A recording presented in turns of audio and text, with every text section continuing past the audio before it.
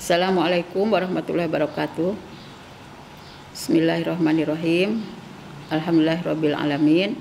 Wassalatu wassalamu ala asyrafil anbiya'i wal mursalin Sayyidina Muhammadin wa ala alihi washabbihi ajma'in.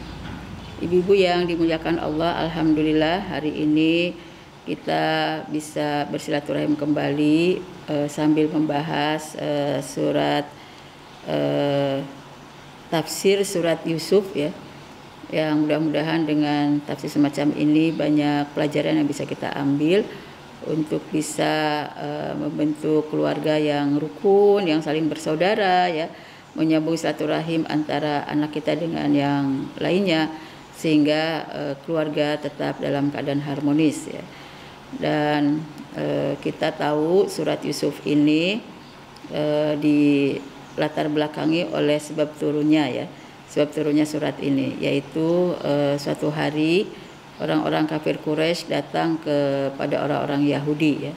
Kemudian mereka saling bercerita, setelah mereka saling bercerita dan juga menceritakan tentang Nabi Muhammad SAW yang tidak diakui oleh mereka sebagai seorang nabi, maka orang Yahudi berkata kepada orang-orang kafir Quraisy ini, katanya, tanyalah kepada Muhammad ya, kenapa Nabi Yakub itu pindah dari Syam ke Mesir.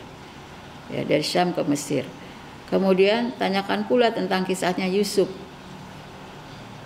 Jadi orang Yahudi ini ingin menguji Rasulullah. Dia tahu nggak kisah Nabi Yusuf yang tidak pernah sezaman sama hidupnya Rasulullah. Dia tahu nggak apa sebab-sebabnya ya orang atau keluarganya Yakub itu pindah dari Mesir, dari Syam ke Mesir. Kalau misalnya dia bukan Rasul, maka dia tidak akan bisa menceritakan apa yang terjadi pada masa itu ya. Maka karena Muhammad itu adalah seorang Rasul, Allah Maha tahu apa yang disampaikan oleh ya orang kafir Quraisy ini kepada Nabi Muhammad.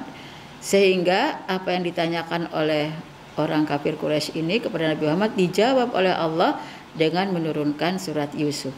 Ya, surat Yusuf inilah yang menceritakan mengapa Nabi Yakub ya, dan keluarganya pindah dari negeri Syam ke Mesir ya. Kemudian apa yang terjadi kepada Nabi Yusuf dari masa kecilnya sampai dia bisa menjadi seorang penguasa ya, yang sangat bijak, yang sangat adil ya. Bahkan juga dia sebagai seorang nabi. Diawali dengan pemahaman kita bahwa surat Yusuf berarti diturunkan di Mekah. Karena ini masih terjadi dialog antara orang-orang kafir di Mekah ya, ahli Quraisy di Mekah, sehingga pada saat yang sama surat ini tergolong kepada surat Makkiyah ya. Ayat yang pertama Allah menegaskan alif lam ra tilka ayatul kitabil mubin ya. Alif lam ra ini hanya Allah yang tahu apa maknanya, apa maksudnya ya. Walaupun ditafsirkan banyak oleh ahli tafsir, tapi mereka setelah menafsirkan mereka menyebutkan bahwa Allah alam biswab. Hanya Allah yang Maha tahu apa yang dimaksud dengan alif lam ra ini. Jadi ya sudah, kita baca saja alif lam ra ya. Tilka ayatul kitabil mubin ya. Inilah ayat-ayat ya, ayat-ayat ya kitab yang jelas ya. Yang jelas, tidak ada yang saru, tidak ada yang tidak bisa dipahami, tidak ada yang samar ya, bahkan tidak ada yang disembunyikan. Ya, sejelas-jelasnya Allah menjelaskan ayat-ayat di dalam Al-Qur'an ini. Kenapa ayat ini langsung ya menceritakan tentang bahwa ayat Al-Qur'an dalam ayat Al-Qur'an dibaca oleh Rasul nanti kepada mereka itu adalah ayat-ayat yang benar jelasnya, dan juga menceritakannya tidak maksudnya tidak samar atau tidak bisa dipahami, tapi justru yang disampaikan oleh Allah dalam ayat-ayat Al-Qur'an semuanya begitu jelas tentang kisahnya Nabi Yusuf ini. Tidak ada sedikit pun yang ya tidak dimengerti oleh manusia. Kenapa seperti itu? Karena Allah menyatakan inna anzalnahu qur'anan arabiyyan la'allakum taqilun. Sesungguhnya kami telah menurunkan Al-Qur'an ya kepada orang-orang Arab la'allakum taqilun, agar mereka semua yang menjadi orang-orang, atau agar kalian semua menjadi orang-orang yang berakal, jadi orang-orang yang mengerti. Di dalam ayat ini tentu Allah memberitahu ya kepada kita semua bahwa Al-Quran itu diturunkan dengan bahasa Arab kepada orang Arab. Karena memang orang Arab waktu itu adalah orang-orang yang jahiliyah. Jadi tidak punya banyak ilmu, ya tidak punya banyak pemahaman, sehingga ya mereka tuh kalau ingin bertanya kepada orang-orang Yahudi. Nah, orang Arab yang memang jahiliyah, bodoh, ya tidak punya banyak ilmu, tidak punya banyak pemahaman ini diturunkan oleh Allah Al-Quran dengan bahasanya, yaitu dengan bahasa Arab. Tapi bahasa Arab yang punya makna luar biasa, ya. Bahasa Arab yang sangat jelas, ya, pemaparannya, dengan bahasa Arab yang sangat luas, ya, pemahamannya, bahkan juga sangat banyak berkahnya. Lebih dari itu, bisa menyentuh jiwa. Dengan perkataan dalam Al-Quran yang bukan bagusnya seperti sajak yang dibuat oleh manusia, puisi yang dibuat oleh manusia, ketika dipahami itu akan langsung menyentuh hati dan terus berpengaruh ke dalam hati ini. Sehingga dari orang yang sangat buruk jadi orang yang sangat baik, dari orang yang sangat bengis menjadi orang yang sangat halus, dari orang yang tadinya sangat pemabuk bisa menghilangkan semua jenis, ya, minuman kerasnya dan dibuang sejauh-jauhnya, menjadi orang yang betul-betul yang menghindar dari, ya, kejahatan tersebut. Ya, nah itu karena apa? Bahasa Arab yang disusun oleh Allah dengan kata-kata yang sangat indah dalam wahyunya itu membuat sentuhan-sentuhan yang luar biasa ke dalam jiwa, dan itu tidak dimiliki oleh yang lainnya. Nah, selain itu, kenapa diturunkannya dengan bahasa Arab? Karena memang Al-Quran diturunkan di tengah-tengah bangsa Arab, agar ketika Allah menurunkan ayat Al-Quran itu betul langsung bisa dipahami, bisa benar-benar dipahami, tapi dengan gambaran uraian yang sangat jelas sekali dari Allah Subhanahu wa taala. Jadi tidak ada alasan untuk menolak Al-Quran, tidak ada alasan untuk tidak memahami Al-Quran, karena ya memang sudah dijelaskan dengan sangat gamblang oleh Allah Subhanahu wa taala. Kemudian di ayat ketiganya, nahnu naqussu 'alaika ahsanal qasasi. Kami, ya, memberikan kisah kepada kamu dengan kisah yang sangat baik. Kisah yang diceritakan oleh Allah di dalam Al-Quran itu kisah yang luar biasa, ya, menyentuh jiwa, ya, mempengaruhi akal manusia, sehingga benar-benar bisa dipahami dan bisa dengan dorongan hati yang sudah terpengaruh itu bisa mengambil banyak pelajaran dari kisah-kisahnya.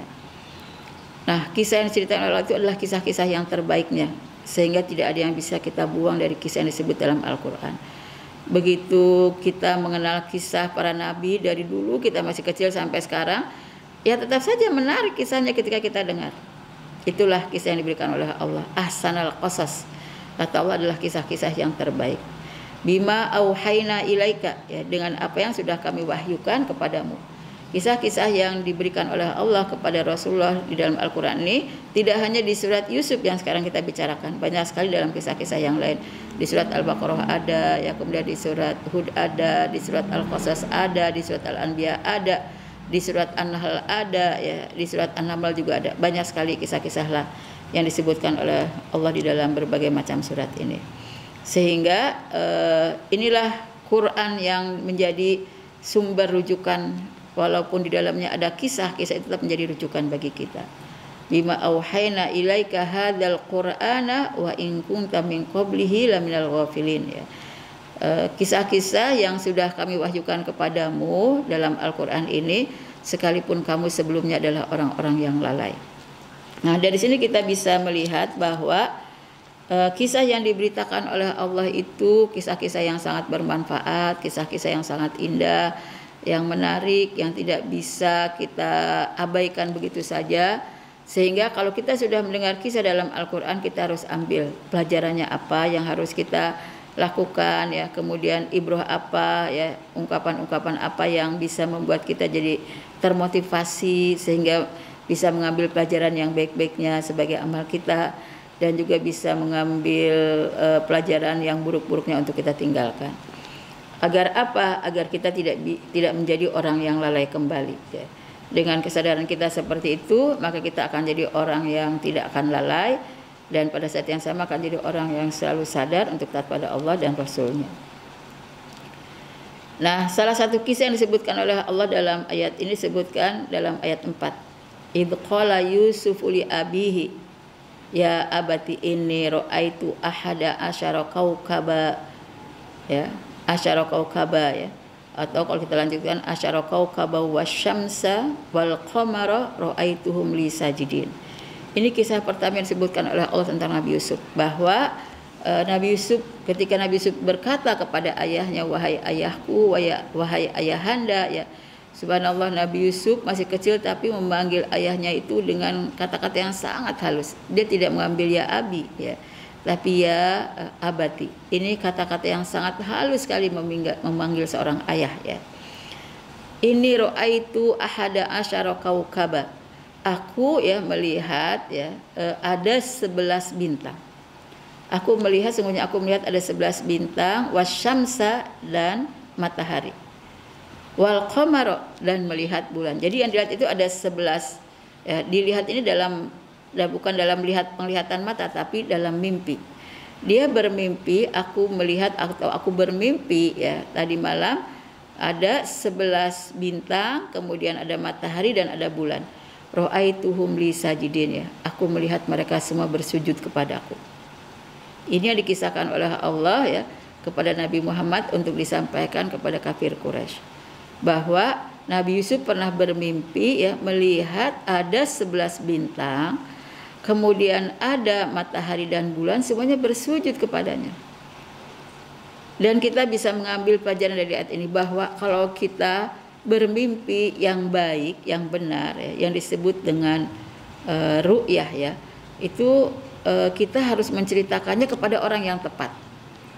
Ceritakan kepada orang yang tepat, ya, yang ahli untuk bisa menakwil mimpi, yang bisa memberikan nasihat kepada kita dan tidak menjerumuskan kita.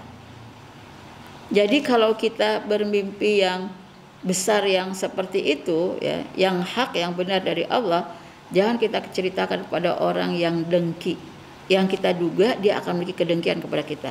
Nabi Yusuf tidak menceritakan hal ini kepada saudara-saudaranya, tapi ceritakan hanya kepada ayahnya. Karena dia tahu ayahnya orang yang soleh, yang baik, yang bijak, ya, bahkan seorang nabi. Lebih dari itu, ya, dia bisa mentakwilkan mimpi. Jadi kalau orang alim, ya, dia akan bisa mentakwil mimpinya, maka ceritakanlah. Tapi kalau kepada orang yang tidak bisa mentakwil mimpinya, bahkan bisa menimbulkan kedengkian, ya, kepada kita, jangan ceritakan, ya, jangan diceritakan. Sehingga di sini kita bisa melihat ada pelajaran yang diajarkan oleh Nabi Yusuf, tidak menceritakan, ya, mimpinya itu kepada orang yang tidak mencintainya, yang ada kedengkian kepadanya, dan yang tidak bisa memberikan nasihat kepadanya. Nah, ini merupakan satu kisah yang disampaikan oleh Allah kepada Nabi Muhammad untuk disampaikan kepada kafir Quraisy, ya. Dalam hadis riwayat Bukhari, Muslim, dan juga Abu Daud dan Tirmizi, Rasulullah menyatakan, ar-ru'ya as-salihah minallah wal hulmu minasyaiton. Kalau mimpi yang benar itu adalah dari Allah, ya, sedangkan mimpi yang dusta, mengandung kedustaan, itu adalah dari setan. Mimpi yang akan membawa kedustaan, membawa keburukan, kejahatan, itu adalah dari setan. Nah, dari sinilah akhirnya karena ini adalah ru'yah salihah, ya, mimpi yang benar, tidak akan mungkin tiba-tiba seorang diberikan mimpi oleh Allah ada 11 bintang, matahari dan bulan bersujud kepada dia, kecuali, ya, itu adalah satu keistimewaan yang diberikan oleh Allah kepadanya.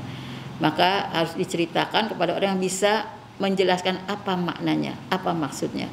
Disinilah, ya, Nabi Yakub tahu bahwa ini akan jadi orang yang hebat, ya, Nabi Yusuf ini, ya, akan menjadi orang yang hebat, sehingga tidak boleh diceritakan kepada saudara-saudaranya yang memang tidak suka kepadanya. Sudah terlihat, ya, mereka itu tidak suka kepada Nabi Yusuf, sehingga tidak boleh diceritakan kepada mereka. Oleh karena itu di ayat 5, ya, Allah berfirman, qala ya bunayya la taqsus ru'yaka ala ikhwatika. Kata Nabi Yakub, kata ayahnya, wahai anakku. Tadi dia manggilnya abati, sekarang ayahnya manggil ya bunaya. Ini juga bahasa yang sangat lembut sekali, yang sangat halus sekali, sebagai tanda cinta, rasa sayang sangat dalam. Dia katakan ya bunaya, ya, wahai anakku, ya, wahai anandaku, ya, la taqsus ru'yaka, jangan kamu ceritakan, ya, jangan kamu ceritakan, ya, mimpi kamu ala ikhwatika, kepada saudara-saudaramu. Jadi dari sini kita ada pelajaran, seorang anak harus sopan memanggil ayahnya, ya. harus dengan yang sangat halus memanggil ayahnya, yang bisa menyentuh perasaan rasa sayangnya, rasa cintanya. Demikian pun ayah ketika memanggil anak harus dengan ya panggilan sayang yang luar biasa, yang bisa menyentuh hatinya, bisa menambah rasa sayangnya ya kepada orang tuanya. Kata orang tuanya, kata Nabi Yakub, jangan kamu ceritakan mimpi kamu kepada saudara-saudara kamu, karena tahu ya selama ini hubungan mereka ya tidak terlalu indah ya, tidak berukhuwah dengan sangat baik. Fayakidu laka kaida, maka mereka akan melakukan tipu daya dengan sebenar-benarnya tipu daya yang akan menyusahkan Nabi Yusuf. Nah, karena itu pantas di sini tipu daya yang justru ditakutkan oleh Nabi Yakub itulah yang sampai binasakan Nabi Yusuf. Jadi ketika dikatakan fayakidu laka kaida, diterjemahkan ya oleh para mufassir itu mereka akan melakukan tipu daya yang akan membinasakan kamu. Jadi diwanti-wanti jangan pernah bercerita sesuatu yang akan membawa kenikmatan pada kita kepada orang yang dengki kepada kita. Dia akan binasakan kita. Tidak akan mungkin dia membiarkan kita dalam kenikmatan. Dia akan binasakan kita. Itu kata Nabi Yakub kepada Nabi Yusuf. Inna syaitana lil insani aduwwum mubin. Sesungguhnya setan itu ya kepada manusia menjadi musuh yang nyata.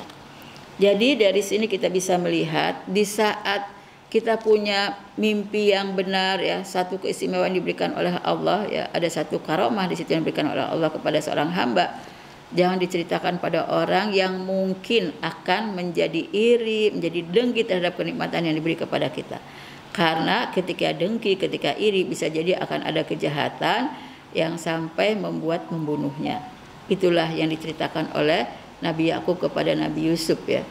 Sebab ketika orang yang dengki itu mendengar ya kisah yang disampaikan atau mimpi yang disampaikan ini, maka kedengkiannya itu langsung di semacam di panas-panaskan, di provokatori ya, diprovokasi ya oleh siapa? Oleh setan. Setan akan membisikkan yang buruk-buruk, yang jahat-jahat ya. Orang ini layak untuk dibisikkan dengan yang buruk karena hatinya sudah kotor ya, sudah dengki dan iri. Maka pada saat yang sama ya, bisa jadi akan membinasakan saudara sendiri. Nah, karena itu diperintahkanlah Nabi Yusuf untuk menjaga rahasia mimpinya ini sehingga tidak ceritakan kepada saudara-saudaranya. Tapi Nabi Yakub semakin sayang kepada Nabi Yusuf. Karena Nabi Yusuf itu semakin tampak karakter yang soleh ya, karakter kesolehan tampak sekali jelas berbeda dengan saudara-saudaranya. Kemudian selain itu kecerdasannya luar biasa ya, lebih dari itu sikap bijaknya ya, yang membuat Nabi Yakub itu semakin sayang kepada Nabi Yusuf. Nah, karena itu pantas ya di dalam tafsir kita bisa membaca ada keistimewaan yang dimiliki oleh Nabi Yusuf dari kepribadiannya yang tidak dimiliki oleh saudara-saudaranya. Apalagi ditambah dengan ya mimpi yang sudah ya diberikan oleh Allah kepadanya. Nabi Yakub semakin sayang. Tapi kenapa Nabi Yakub semakin sayang? Karena selain Nabi Yusuf dan saudaranya itu masih kecil-kecil ya, dari seluruh kakaknya yang sudah dewasa, inilah dua anak yang masih kecil-kecil dan mereka dari kecil itu sudah yatim. Sudah tidak punya ibu, ibunya sudah meninggal. Jadi pantaslah Nabi Yakub itu sayang sekali pada mereka yang masih kecil, yang harus dilindungi, harus dijaga ya, sementara saudara-saudaranya tidak begitu suka kepadanya. Nah, karena itu pantas di ayat berikutnya di ayat 6, wa kadzalika yajtabika rabbuka wa yu'allimuka min ta'wilil ahadits ya. Di dalam ayat ini kita bisa melihat ya ayat 6 ini Allah menyatakan demikianlah dia memilih kamu, memilih Nabi ya Nabi Yusuf. Demikianlah Rabbmu milih kamu wa yu'allimuka min ta'wilil ahadits dan mengajarkan kamu cara mentakwilkan ya, cara mentakwilkan pembicaraan atau perkataan. Nah, di sini kita melihat bahwa mentakwilkan pembicaraan dalam mimpi itu merupakan satu keistimewaan yang diberikan oleh Allah. Tidak semua orang diberi. Nah, kita melihat Nabi Yusuf diberikan oleh Allah menjadi manusia pilihan. Itu yang pertama, yaitu bisa mentakwil ya mimpi, ya, bisa menjelaskan apa maksud yang terkandung dalam mimpi. Kemudian yang kedua, keistimewaan Nabi Yusuf sehingga menjadi manusia pilihan di sisi Allah itu wa yutimmu ni'matahu. Allah sempurnakan nikmatnya. wa yutimmu ni'matahu 'alaika, dan dia menyempurnakan nikmatnya kepadamu ya. Wa ala ali Yaqub, yang ketiga ya, menyempurnakan nikmat kepada keluarga Nabi Yakub. Jadi kita melihat ya, kalau ada orang sudah dipilih oleh Allah, Allah akan buat ya kesempurnaan nikmat itu tidak hanya kepada orang tersebut tapi juga kepada keluarganya. Nah, karena itu sebagai orang tua jangan pernah berhenti berkorban untuk kebaikan anak. Kalau nanti anak itu sudah menjadi orang-orang pilihan Allah, menjadi orang yang istimewa yang dipilih oleh Allah, Allah tidak hanya memilih dia orang istimewa, tapi nikmatnya juga disempurnakan. Disempurnakanlah nikmatnya nanti di dunia, juga nikmat di hari akhirat. Dan lebih dari itu, tidak hanya dia yang akan disempurnakan nikmatnya, orang tuanya pun, keluarganya pun, ya itu akan diberikan kesempurnaan oleh Allah. Wa ala ahli Yaqub, kata Allah, dan bahkan kesempurnaan itu diberikan juga kepada keluarga Nabi Yakub. Kama atamaha ala abawaika min qablu, sebagaimana Allah sudah menyempurnakan nikmatnya kepada ya kedua orang tuanya sebelumnya. Siapa saja ya? Ibrahim wa Ishak, yaitu Nabi Ibrahim dan ya Nabi Ishak. Jadi ketika sudah bisa menjadi manusia pilihan, ya Allah juga akan mengangkat dia pada derajat yang sangat tinggi, sehingga tidak hanya disempurnakan nikmatnya di dunia, suatu saat nanti akan diberikan kekuasaan oleh Allah pada Nabi Yusuf yang dulu dilecehkan ya, bahkan dibinasakan oleh keluarganya, oleh saudara-saudaranya ya. Tapi pada saat yang sama Allah sempurnakan nikmatnya sampai Yusuf menjadi salah satu ya orang kepercayaan di negaranya ya. Kemudian selain itu Allah beritahu kepada kita, selama orang tua itu bisa mendidik anaknya dengan baik sampai bisa jadi manusia pilihan, ternyata ada hubungannya, ada keturunannya dengan yang sebelumnya. Ada orang-orang yang baik juga pada masa-masa sebelum keturunan ayahnya. Disebutkanlah Allah juga sudah menyempurnakan nikmat semacam itu kepada siapa? Kepada ya nenek moyang sebelum Nabi Yakub, yaitu Ibrahim dan Ishak. Inna rabbaka alimun hakim, sesungguhnya Rabb kamu itu maha tahu lagi maha bijak. Jadi yang namanya kebaikan itu harus ya diwariskan turun temurun, agar kebaikan yang sudah dilakukan oleh generasi sebelum kita dilanjutkan terus oleh generasi setelahnya sampai nanti di hari kiamat. Apa yang Allah sudah berikan balasan baiknya kepada generasi sebelum kita akan diberikan juga kepada kita balasan yang baik itu ya, karena kita melanjutkan ya warisan kebaikan-kebaikannya, sehingga kita akan jadi generasi yang terus turun temurun yang disempurnakan nikmatnya oleh Allah Subhanahu wa taala. Nah, karena itu Allah ceritakan hal ini kepada kita bahwa ternyata yang Allah sempurnakan nikmatnya tidak hanya Yusuf karena berhasil dididik oleh ayahnya Nabi Yakub dengan baik, sehingga dia pun disempurnakan nikmatnya tidak hanya menjadi salah satu ya orang yang berkuasa nanti di zamannya, tapi juga dijadikan seorang nabi. Sebagaimana juga dulu ya nenek moyangnya sudah dijadikan ya orang-orang pilihan yang diberikan kesempurnaan nikmat sehingga mereka pun jadi para nabi seperti Nabi Ibrahim dan Nabi Yakub. Nah, inilah ya, tidak perlu kita paksakan kepada anak, tapi kita didik, kita arahkan ya, kita nasihati ya, kita biasakan, kita latih ya, sampai nanti menjadi ya orang-orang yang terbaik dipilih oleh Allah sebagai manusia-manusia pilihan. Kemudian di ayat yang ketujuhnya, laqad kana fi Yusufa wa ikhwatihi ayatul lisailin. Sungguh apa yang terjadi pada Nabi Yusuf dan saudara-saudaranya itu menjadi tanda-tanda bagi orang-orang yang bertanya. Orang-orang yang bertanya ya kepada Nabi Muhammad tentang kisah Nabi Yusuf ini, diberikanlah penjelasan-penjelasan ayat Al-Qur'an tadi diturunkan oleh Allah pada Nabi Muhammad. Tapi kata Allah ayatul lisailin, itu menjadi tanda-tanda kekuasaan Allah ya. Tapi orang-orang yang bertanya ya selama masih menutup hatinya, maka hidayah pun tidak akan sampai ke dalam hatinya. Sekalipun itu sudah kisahnya benar, ceritanya benar, orang-orang Yahudi yang menyuruh kepada kafir Quraisy untuk bertanya hal tersebut kepada Rasulullah tahu bahwa kisah itu benar yang disampaikan oleh Allah dalam surat Yusuf ini. Tapi selama hati masih tertutup, maka tidak akan ada hidayah. Nah, karena itu tanda-tanda kebesaran Allah atas kekuasaannya pun yang memang benar terjadi di masa lalu ya, dan diakui dalam kitab mereka, ternyata tidak bisa membuat mereka mendapatkan hidayah. Karena itu bukalah hati ya, untuk bisa terus memahami kebenaran, memahami ayat-ayat Al-Quran, memahami wahyu Allah, apakah wahyu yang dalam Al-Quran maupun dalam hadis, sedapat mungkin ini kita semakin yakini ya, agar itu akan semakin mengokohkan kita terhadap ya kebesaran Allah Subhanahu wa taala. Kemudian ayat 8-nya, idh qalu la Yusuf wa akhuhu ahabbu ila abina minna.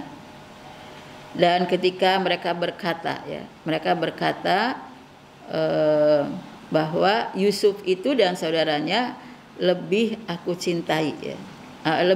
Bahwa Yusuf itu dan saudara dibandingkan dengan saudaranya lebih dicintai oleh ayah kami daripada kami.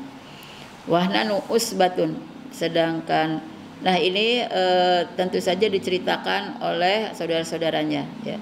Ketika sudah melihat ayahnya sangat sayang kepada Yusuf, maka mereka mengatakan ya bahwa Yusuf itu orang yang paling ya dicintai oleh ayah kami daripada kami. Wa nahnu usbatun, padahal kami adalah golongan yang kuat, kelompok yang kuat. Mereka sudah dewasa, mereka tumbuhnya dengan tubuh yang besar ya, dan punya tenaga yang sangat kuat. Nah, mereka menuduh ya bahwa Nabi Yakub menyayangi Yusuf itu merupakan sebuah kesalahan besar. Inna abana lafi dolalim mubin, sesungguhnya ayah kami itu dalam kesalahan yang nyata. Nah, di sini kita bisa melihat ya, ketika mereka mengatakan bahwa Yusuf dan saudaranya, siapa sih saudaranya Yusuf? Yaitu Bunyamin. Ya, Bunyamin itulah saudara sekandungnya Yusuf, walaupun saudara mereka semua cuma beda ibu. Pada saat yang sama ketika mereka mengatakan Yusuf dan saudaranya atau Bunyamin itu lebih dicintai oleh ayah daripada kami, daripada kita ya. Padahal kita adalah golongan yang kuat. Sungguh ayah yang merupakan orang yang punya ya kesalahan yang nyata. Nah, disitulah akhirnya mereka berembuk ya. Mereka berkumpul berembuk ya sesama saudara Yusuf ini ya, kecuali Yusuf dan Bunyamin, mereka semua ternyata bersekongkol. Untuk apa? Ya, di ayat 9-nya, uqtulu Yusufa, bunuhlah Yusuf.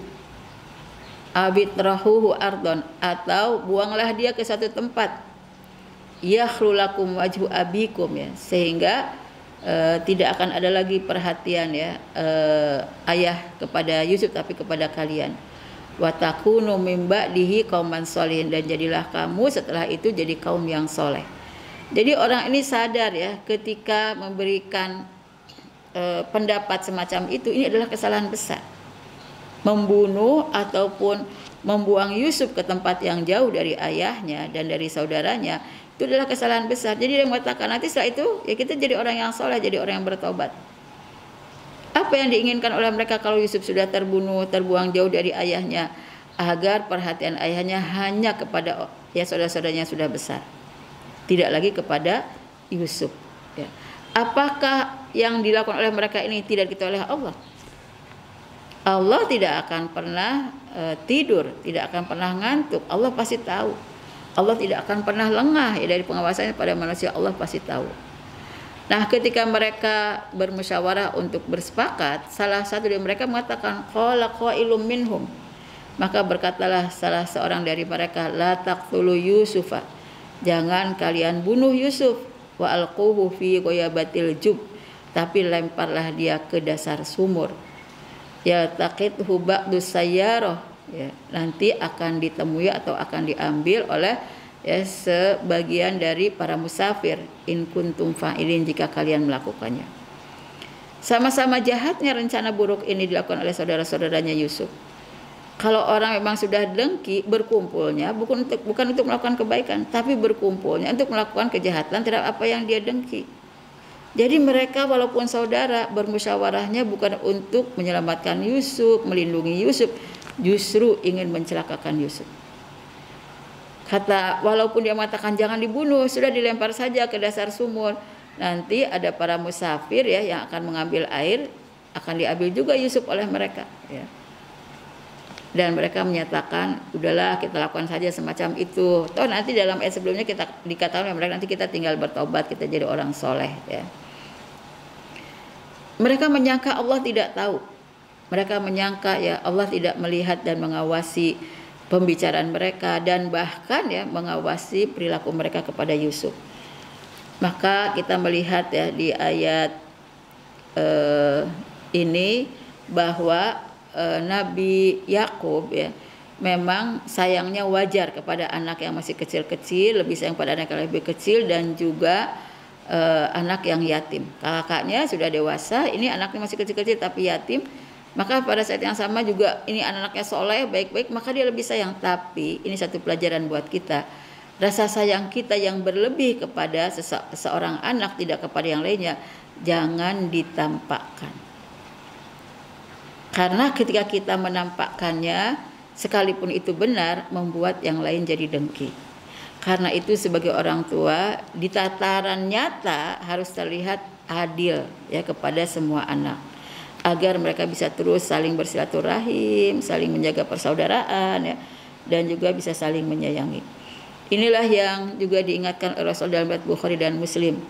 Ittaqullaha wa'dilu baina auladikum. Bertakwalah kamu kepada Allah dan berbuat adillah ya di antara anak-anak kalian. Jadi sekalipun mungkin sudah fitrah ya, kalau kita punya anak baik sekali, hormat, sayang, kemudian melayani kita ya, lebih dari itu mengutamakan kita, otomatis kan kita juga bisa lebih sayang pada dia. Tapi sayang yang berlebihan kepada anak ini tidak diberikan pada yang lain, tidak boleh ditampakkan secara nyata. Tetap saja harus bersikap adil kepada mereka. Bahkan ya, berdoalah yang banyak agar anak-anak yang lain akan memiliki sikap yang sama seperti anak yang paling disayang ini ya. Nah, kemudian di ayat berikutnya, di ayat 11-nya ya, qalu ya abana malaka la ta'manna ala yusufa wa inna lahu lanasihun ya. Mereka berkata, wahai ayah kami ya, mengapa engkau tidak mempercayai kami? Ya, mengapa engkau tidak mempercayai kami? Ya, kami bisa menjaga Yusuf. Padahal sungguhnya kami semua ya menginginkan ya kebaikan bagi Yusuf. Nah, kalau kita lihat di dalam ayat ini, antara yang disepakati dengan yang dikatakan pada orang tua tidak sama ya. Menimbulkan kedustaan ya, pengkhianatan yang luar biasa. Memang ayahnya tidak tahu, tapi Allah Maha tahu. Kelak Allah akan beritahu kepada seorang rasul atas apa yang dilihatnya ya, dari semua yang terjadi. Jadi pada saat yang sama ketika mereka menyatakan semacam ini ya, Nabi Yakub belum diberitahu oleh Allah ya, dia terpaksa akan mengizinkan. Tapi seandainya Allah sudah memberitahu kepadanya, mungkin ya tidak akan dilepaskan. Tapi inilah kisah yang memang harus terjadi seperti itu, menjadi ibrah buat kita ya. Maka turunlah ya ayat berikutnya ya, di ayat 12 ini, arsilhu ma'ana ghodayarta wa yal'ab wa inna lahu lahafidun ya. Katanya kirimlah dia bersama kami ya, biarkan dia pergi bersama kami ya, besok hari dia akan bersenang-senang ya, dia akan bermain-main, wa inna lahu lahafizun, dan kami semua akan menjaganya. Mereka berjanji kepada Nabi Yakub ya, bahwa mereka itu sangat sayang ya kepada Yusuf, dan pasti akan dibawa Yusuf ini pergi untuk bersenang-senang, untuk bisa bermain-main di luar sana. Pada saat yang sama mereka yang punya badan kuat ini akan terus melindungi dan menjaga Yusuf. Mereka melakukan janji palsu kepada Nabi Yakub. Memang Nabi Yakub bisa jadi tidak paham ya dengan kepalsuan ini, tapi Allah selalu tahu antara pernyataan dengan hati yang sama ataupun berbeda. Allah Maha tahu. Innallaha la yakhfa 'alaihi syai'un fil ardi wala fis sama. Bagi Allah tidak ada yang samar sedikit pun terhadap sesuatu yang terjadi, apa yang ada di langit maupun apa yang di bumi.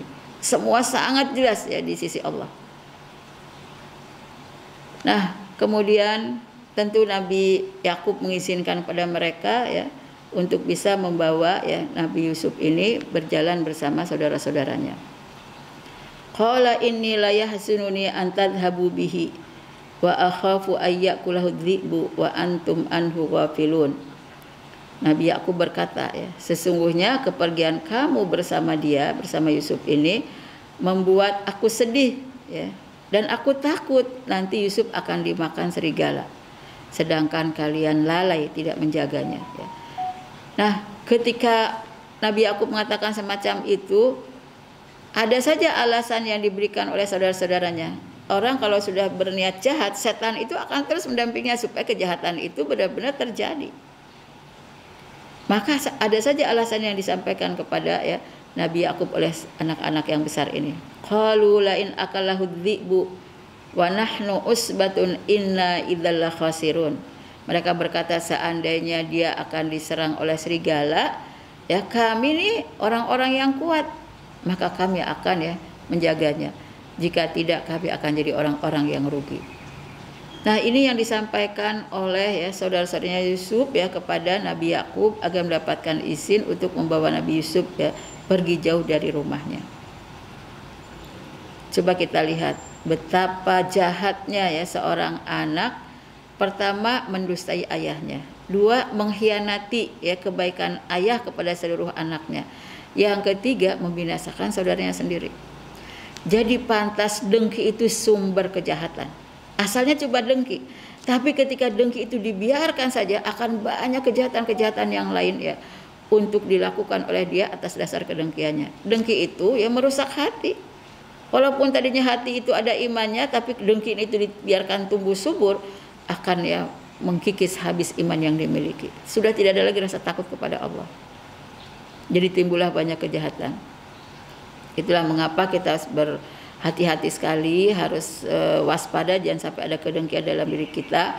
Karena kedengkian ini ibaratnya api itu bisa memakan kayu bakar sampai habis. Yang tadinya cuma dibakar cuma ujungnya saja, segitu panjangnya pun kayu itu akan bisa sampai habis terbakar semuanya. Begitulah hati. Sekalipun tadinya ada iman, tapi kedengkian dibiarkan merasuk dalam iman itu, dalam hati itu, maka lama-lama yang terkikis imannya bukan kedengkiannya. Karena itu jangan biarkan kedengkian ada dalam hati kita. Nauzubillah. Kalau kepada saudara saja bisa seperti itu, apalagi kepada orang lain. Nah, diceritakan di ayat 15-nya, falamma dhahabu bihi wa ajma'u ayyaj'aluhu fi ghayabatil jub. Dan ketika mereka pergi bersama Yusuf dan mereka berkumpul ya, kemudian menjadikan Yusuf itu dilempar ke dalam dasar sumur, wa auhayna ilaihi, kami wahyukan kepada Yusuf. Saat Nabi Yusuf sudah ada di dasar sumur, sudah dilempar, Allah memberikan wahyu kepada Yusuf. La tunabbi annahum bi amrihim, ya, kamu akan bisa menjelaskan mereka. Kamu akan bisa menjelaskan perilaku mereka nanti di hadapan mereka sendiri.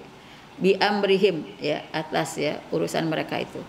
Jadi walaupun sekarang masih kecil, Nabi Yusuf ya di dalam sumur itu sendirian, dilempar begitu saja, ditinggalkan oleh saudara-saudaranya, Allah sudah berjanji bahwa Allah akan menjaganya. Satu saat kamu akan bisa menjelaskan apa yang dilakukan oleh mereka kepada kamu. Hadza wa hum la yash'urun, ya, bi amrihim hadza wa hum la yash'urun. Apa yang sudah dilakukan oleh mereka kepada Nabi Yusuf itu akan diceritakan oleh Nabi Yusuf suatu saat, dan mereka tidak sadar, tidak merasa bahwa itu akan terjadi. Jadi Masya Allah ya, apa yang disembunyikan oleh manusia sekalipun itu dari ayahnya, dilakukan dengan sangat hati-hati, Allah tetap tahu. Dan suatu saat akan diungkap. Bahkan Allah akan ungkap kejadian tersebut lewat lisannya Yusuf sendiri yang sudah diselamatkan oleh Allah. Kalau sudah seperti itu kan ini kesaksian nyata, tidak akan mungkin bisa didustai lagi oleh saudara-saudaranya. Karena yang menjadi saksi itu pelakunya langsung yang sudah merasakannya. Kemudian di ayat 16-nya ya, waja'u abahum isya ayyabkun, ya. Mereka datang ya kepada ayah mereka di waktu petang dalam keadaan menangis. Nangisnya nangis pura-pura, bukan nangis yang sebenarnya karena sedih sudah membuat Nabi Yusuf tidak pulang, tapi nangis pura-pura untuk mengelabui ayahnya bahwa ya Nabi Yusuf tidak bisa diselamatkan. Untuk menutupi kejahatannya itulah mereka menangis palsu ya. Qalu ya abana inna dhahabna nastabiqu wa tarakna Yusuf. Mereka mengatakan, wahai ayah kami pergi untuk berlomba ya, dan meninggalkan Yusuf inda mata'ina, di sisi barang-barang kami. Apakah benar seorang kakak ya yang ingin melindungi adiknya ditinggalkan adiknya sendirian dia di tengah tempat yang sunyi, sepi, di tempat jauh yang dikhawatirkan oleh ayahnya akan dimakan serigala atau diterkam serigala. Jadi karena memang sudah niatnya busuk, maka begitu teganya dilakukan seperti itu. Kalau yang niatnya baik dari awal, tidak akan mungkin tega meninggalkan adiknya yang masih kecil sendirian di tempat yang sangat sepi, sunyi ya, ya bisa dimakan oleh serigala. Pasti akan diatur, ada beberapa orang yang menjaganya. Sebagian pergi dulu berlomba, sebagian lagi menjaganya. Yang berlomba sudah selesai kembali menjaga Yusuf, yang belum berlomba dia akan pergi berlomba. Tapi karena memang sudah niatnya jahat dari awal, sudah tidak ada belas kasih lagi, maka ditinggalkanlah Yusuf ya sendirian tempat semacam itu. Setelah diceburkan ke dalam sumur pun tidak ada rasa kasihan sama sekali, rasa sayang sama sekali. Sementara yang disampaikan pada ayahnya semua kedustaan. Fa'akalahu dhi'bu, ketika Nabi Yusuf ditinggal sendirian di sisi barang-barang mereka, kata mereka Nabi Yusuf itu dimakan oleh serigala ya. Wa ma anta bimu'minin lana, dan kamu tidak akan percaya kepada kami walau kunna shodiqin, sekalipun kami benar, kami jujur. Ya, mana mungkin sih seorang ayah ya akan menyakiti anak-anaknya, sekalipun dia tahu ini belum tentu benar, tapi dia pendam terus. Karena apa ya? Jangan sampai kehilangan semuanya.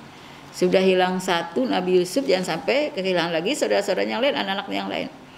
Dipendam saja rasa kesedihannya, kekecewaannya luar biasa, sampai nanti diceritakan kalau dalam kisah Nabi Yakub itu sampai matanya nanti tidak bisa melihat lagi karena terlalu seringnya menangis atas kesedihan ya terpisahnya dengan Yusuf alaihissalam.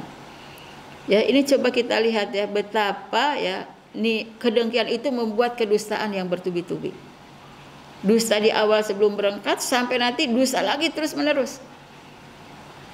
Sudah tidak ada lagi kesadaran untuk jujur ya. Kalau orang sudah dengki, yang ada itu keinginan berbuat jahat terus, nauzubillah. Jangan sampai terjadi kepada kita dan keluarga. Faja'u ala qomisihi bidamin kadhib. Ini bentuk dosa yang lain. Mereka datang dengan membawa pakaian Yusuf yang sudah ya dilumuri darah palsu. Bukan darahnya Yusuf yang sebenarnya. Karena Nabi Yusufnya sih hidup di dalam sumur, dijaga oleh Allah, dilindungi oleh Allah. Qala bal sawwalat lakum anfusukum amra ya. Nabi Yakub ya berkata ya, sebenarnya hanya dirimu sendirilah yang memandang baik urusan yang buruk itu ya. Jadi Nabi Yakub sebagai seorang nabi ya akhirnya tahu juga bahwa itu adalah atas kejahatannya anak-anaknya, tapi Nabi Yakub mengatakan kejahatan atau perbuatan buruk dianggap baik oleh kalian ya, dengan kata-kata kiasan ya yang menyinggung mereka ya. Tapi kata Nabi Yusuf di Nabi Yakub, Allah menyebutkannya fasabrun jamil ya, tapi sabar itulah yang indah. Memang dalam kesedihan yang luar biasa, sering menangis sampai matanya akhirnya buta, tidak bisa melihat ya. Yang terbaik bagi Nabi Yakub adalah bersabar saja. Dan kita paham sabar memang sulit, sabar memang berat, tapi kata Nabi Yakub fasabrun jamil, sabar itu indah.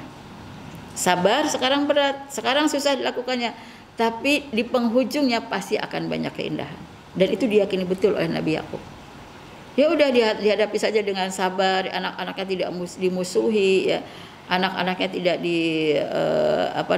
tidak dihukum ya. Bahkan Nabi Yakub itu berdoa terus dan beristighfar untuk anak yang bersalah ini. Astagfirullahaladzim Rabbi. Dia katakan kepada Allah, wahai Allah, aku ya sudah memohonkan ampun kepadamu untuk anak-anakku. Ketika dia sudah tahu ini akibat kesalahan anak-anak yang sudah besar, dia katakan ya kepada anak-anaknya, saya selalu beristighfar untuk kalian kepada Allah ya atas dosa yang dilakukannya kepada Nabi Yusuf ini. Kenapa Nabi Yakub itu bersikap pertama fasabrun jamil, bersabar saja? Karena dia yakin selama dia masih bersabar, Allah akan berikan banyak balasan yang baik, akan berikan banyak pertolongan. Nabi Yusuf pun di sana saatnya dia bersabar, Allah pun akan banyak berikan pertolongan. Kata dia, wallahul musta'an ala ma tasifun. Sudahlah, sabar saja yang harus dihadapi dengan semacam ini. Yang keduanya meminta tolong kepada Allah ya. Karena Allah lah tempat meminta pertolongan terhadap apa yang kamu ceritakan. Sudahlah, Nabi Yakub tidak tahu pasti apa yang terjadi pada mereka, tapi Allah pasti akan memberitahu. Supaya yang harus disikapi adalah bagaimana supaya bisa sabar dan terus ya meminta tolong kepada Allah terhadap apa yang didustai oleh mereka ini. Nah, inilah ya bijaknya seorang ayah ya untuk menyelamatkan semuanya ya. Wajah as-sayyaratun fa arsalu waridahum fa adla dalwah ya. Maka ya ini diceritakan di ayat 19 ya. Di ayat 19 ini Allah bercerita bahwa maka ketika datang ya sekelompok musafir fa arsalu waridahum, maka mereka menyuruh seorang utusan untuk mengambil air ya ke dalam sumur. Fa adla dalwah, maka ketika dia melempar ya timbanya ke dalam sumur, qala ya busyra hadza gulam, ya dia berkata dengan senang ya, hadza gulam, ini ada anak kecil. Ternyata dalam sumur itu ketika timba itu dijatuhkan, diangkat ya, di situ Nabi Yusuf pegangan ketimba itu, wah ini ada anak kecilnya, dengan senang hati dia gembira sekali. Wa asarruhu bidoa, kemudian disembunyikannya di dalam barang-barang ya. Kenapa disembunyikan ya di dalam barang dagangan ya, bidoa itu barang dagangan. Karena mereka akan melakukan satu transaksi jual beli. Ya, transaksi jual beli kepada orang ya. Sebelum nanti diambil, yang kedua, sebelum nanti ada yang mengenalnya ini adalah anaknya si fulan, sehingga nanti akan diambil, nanti dia tidak bisa menjualnya lagi, maka disembunyikanlah ya dengan barang-barang yang akan dijual. Wa asaruhu bidoa, maka mereka sembunyikan dalam barang-barang dagangannya. Wallahu alimum bima ya'malun, sedangkan Allah ya Maha mengetahui terhadap apa yang mereka lakukan. Ini pun diceritakan oleh Allah kepada Nabi Muhammad apa yang terjadi kepada Nabi Yusuf ya di saat sudah ditemui oleh para musafir ini. Setelah itu ayat 20-nya, wa syarauhu bi tsamanin bakhsin darahim ma'dudatin wa kanu fihi minaz zahidin. Kemudian dia jual dengan harga yang murah, dengan harga yang rendah. Coba seorang anak yang soleh ya, yang baik, yang pintar, yang bijak, dijual dengan harga yang murah seperti barang-barang biasa. Hanya beberapa dirham saja, dirham itu uang perak bukan emas. Hanya beberapa dirham. Wa kanu fihi minaz zahidin ya. Dan di sini Allah menyatakan bahwa dijual murah itu karena mereka tidak tertarik kepada Yusuf ya. Ya ini dianggapnya nih seorang budak, nggak tertarik, apa yang harus bisa diambil ya dari dia, padahal suatu saat Allah akan mengangkat dia sebagai orang yang paling utama di sebuah negeri ya. Nah, kemudian dari sinilah kita bisa memahami bahwa kisah yang begitu indah tentang Nabi Yusuf yang disampaikan oleh Allah kepada Nabi Muhammad untuk diberikan jawaban atau sebagai jawaban kepada orang-orang Quraisy, kepada orang kafir tentang kisah Nabi Yusuf di masa lalu atas perintah dari orang Yahudi ini, dijelaskan dengan gamblang, dengan susunan kata yang indah ya, yang bisa menyentuh hati, yang bisa diambil pelajarannya dan bisa diambil banyak ya hikmahnya. Di sini ada beberapa kesimpulan yang bisa kita ambil. Yang pertama yaitu apa yang disampaikan oleh Rasulullah kepada orang-orang kafir Quraisy dalam surat Yusuf ini adalah benar. Adalah benar dari Allah, merupakan kisah nyata yang pernah terjadi pada Nabi Yusuf dan tidak diingkari oleh orang-orang Yahudi. Yang kedua ya, ini menunjukkan bahwa dengki sangat buruk, sehingga sekalipun itu dilakukan oleh seorang saudara kepada saudaranya, selama dengki itu akan benar-benar membinasakan saudara sendiri. Jadi dengki pada siapapun tidak diperkenankan. Iyyakum wal hasad, kata Rasulullah. Waspadalah kamu jangan sampai dengki. Karena dengki itu seperti api yang melahap kayu bakar sampai habis tidak tersisa. Yang ketiganya yaitu pilih kasih kepada seorang anak ya, lebih cinta, lebih sayang, lebih perhatian, tidak kepada yang lainnya, tidak dibenarkan ya. Jadi kita harus berbuat seadil-adilnya kepada seluruh anak kita, sekalipun ada satu anak yang punya banyak keistimewaan, punya banyak kelebihan. Kalau hati memang tidak bisa disukai, kita akan lebih sayang pada dia. Tapi dalam perilaku nyata kita tidak boleh tampak lebih sayang pada dia, karena ini akan menimbulkan ya silaturahim yang tidak baik sesama mereka.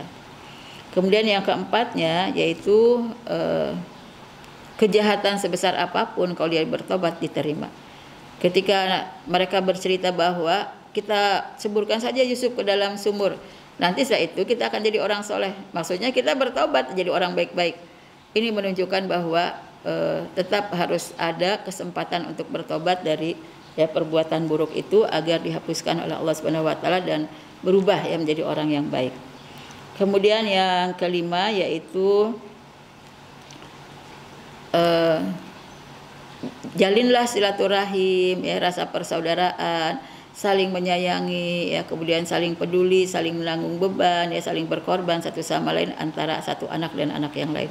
Dan ini adalah kewajiban orang tua untuk terus membuat mereka terus bersaudara ya, sampai nanti siapapun yang mendahului ya, mereka di hadapan Allah, jika mereka mendapatkan nikmat di dalam kubur, maka mereka akan terus berdoa kepada Allah, semoga saudara yang masih hidup akan diberikan terus ya keistiqomahan agar mendapatkan nikmat yang lebih baik di dalam kuburnya. Kemudian di sini juga kita bisa melihat bahwa seorang anak tidak boleh melakukan pembangkangan pada orang tua, apalagi berkhianat pada orang tua, berdusta kepada orang tua ya. karena akan berakibat buruk ya, tidak hanya di dunia bahkan di hari akhiratnya. Kemudian selain itu ada satu ibrah yang kita ambil bahwa kakak-kakak itu harus bisa melindungi adik-adiknya yang kecil, harus bisa melindungi ayahnya yang sudah tua. Nabi Yakub sudah tua, sudah lemah fisiknya, sudah tidak bisa menjaga anaknya yang kecil. Pantas yang ada cuma rasa sayang, rasa kasihan sedapat mungkin harus dihandle oleh kakak-kakaknya yang besar untuk bisa menyayangi adik-adiknya, melindungi adiknya, mengasuh adiknya, bahkan juga memenuhi kebutuhan adiknya yang masih kecil ini. Dan tentu yang paling akhir adalah jika kita di dalam keluarga bisa saling menghormati, saling menyayangi ya, saling bisa berkorban satu sama lain untuk kepentingan saudara, maka insya Allah akan ada kehidupan yang rukun ya selama-lamanya dalam keluarga ini. Mudah-mudahan kerukunan ini terus akan bisa dicapai dan bisa menjadi keluarga yang terus harmonis, dan semoga terus akan mengalir ya keharmonisan pada keturunan-keturunannya. Ini saja yang bisa saya jelaskan, semoga bermanfaat. Assalamualaikum warahmatullahi wabarakatuh.